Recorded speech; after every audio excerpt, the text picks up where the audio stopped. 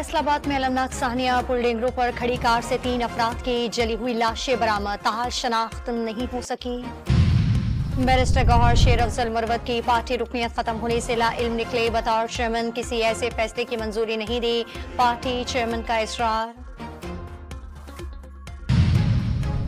बिजली के भारी बिलों और टैक्सों की भरमार के खिलाफ जमात इस्लामी का नवे रोज भी धरना, हुकूमत से मुज़ाकरात का तीसरा दौर ना हो सका।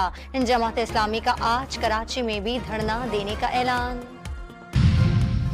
नुस्खे के बगैर एंटीबायोटिक अद्वियात की फरोख्त का नोटिस, ड्रग रेगुलेटरी अथॉरिटी ने बगैर नुस्खे के एंटीबायोटिक की फरोख्त रोकने का हुक्म दे दिया। हाई कोर्ट ने 20 साल बाद मंशियात स्मगलिंग केस में मातहत अदालत का फैसला कलअदम करार दे दिया। अदालत ने मुल्जिमान की जायदाद जब्त करने का हुक्म सुनाया था। खैबर पख्तूनख्वा हुकूमत का 5 अगस्त को यौम इस्तेहसाल कश्मीर मनाने का फैसला, कश्मीरियों से ज़ाहिर यकजहती के लिए रैलियां निकाली जाएंगी। पाकिस्तान आने वाला साइकिल सवार जर्मन सयाह लाहौर में लुट गया, डाकू मोबाइल फोन और 5 लाख रुपए मालियत का कैमरा लेकर फरार। अमेरिका एक बार फिर से अपनी रियासत के हक में खुलकर सामने आ गया।